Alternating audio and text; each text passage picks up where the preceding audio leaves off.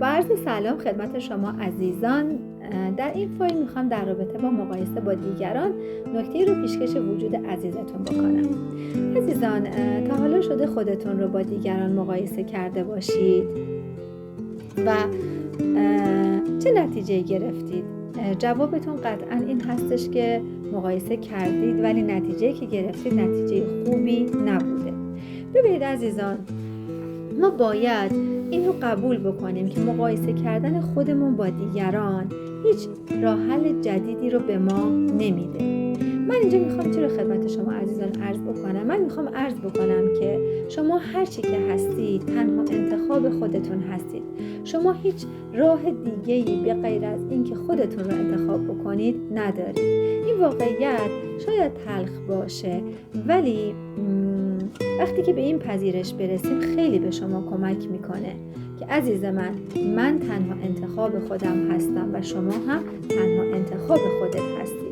ببینید عزیزان، انسان ها حق دارن که ما رو بررسی بکنن، ما رو مقایسه بکنن با دیگران، اما آیا ما هم حق داریم که خودمون رو با دیگران مقایسه بکنیم؟ جواب 100% خیره. ببینید، یک آدمی میخواد با شما ازدواج بکنه، خب میاد شما رو با خواستگارهای دیگش مقایسه میکنه، میاد با کاندیداهای دیگش مقایسه میکنه.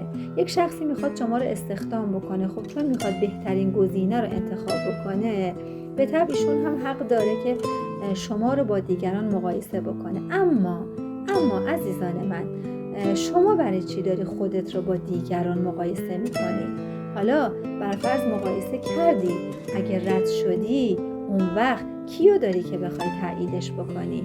آیا کاندیدای دیگه‌ای به غیر از خودت داری؟ وقتی که تو مقایسه با دیگران رد میشی جایگزینی داری؟ به طبع نداری. ببینید عزیزان، من اینجا نمیخوام مثل یک سری از سخنران‌های انگیزشی بگم که شما بهترین دنیایی، از شما بهتر نیست، از شما زیباتر نیست، از شما خوشبخت‌تر نیست. نه عزیز من، احتمالاً خیلی از کسا مثل بنده که الان دارید این فایل رو گوش میدید ما یک سری انسان‌های متوسطی هستیم مثل اکثر آدم‌ها. حالا شاید در یک لول بالاتر از متوسط خوب باشیم و یا شاید در یک لول بالاتر از خوب عالی باشیم، ولی روی هم رفته ما انسان‌های متوسطی هستیم.